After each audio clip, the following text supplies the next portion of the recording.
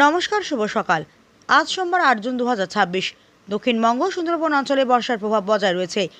আকাশে মেঘের আনাগোনা থাকবে এবং দিনের বিভিন্ন সময় বৃষ্টি হওয়ার সম্ভাবনা রয়েছে। চলুন জেনে নেওয়া যাক আজকের আবহাওয়ার বিস্তারিত আপডেট। আজ সকাল থেকে আকাশ থাকবে মেঘলা থেকে আংশিক মেঘলা, মাঝে মাঝে রোদের দেখা মিলেও আর্দ্রতার কারণে ভ্যাপসা গরম অনুভূত হবে। দুপুরের পর থেকে মেঘের পরিমাণ বৃদ্ধি পাবে এবং বিভিন্ন এলাকায় হালকা থেকে মাঝারি বৃষ্টির সম্ভাবনা রয়েছে। কোথাও কোথাও বজ্রসহ বৃষ্টি হতে পারে। তাপমাত্রা সর্বোচ্চ 29 থেকে 31 ডিগ্রি সেলসিয়াস, সর্বনিম্ন 25 থেকে 26 ডিগ্রি সেলসিয়াস। বাতাস ও আর্দ্রতা। বাতাসের দিক দক্ষিণ দক্ষিণ পূর্ব গতি ঘন্টায় 20 থেকে 30 কিলোমিটার। আর্দ্রতা 85 থেকে 98%। জেলাভিত্তিক আবহাওয়া পূর্বাভাস। দক্ষিণ 24 পরগনা। বাসন্তী গোসাবা, ক্যানিং, কুলতলি, নামখানা, সাগর, পাথর প্রতিমা। সকাল থেকে মেঘলা আকাশ, দুপুরের পর হালকা থেকে মাঝারি বৃষ্টির সম্ভাবনা রয়েছে। কিছু এলাকায় বজ্রসহ বৃষ্টি হতে পারে। উত্তর 24 পরগনা।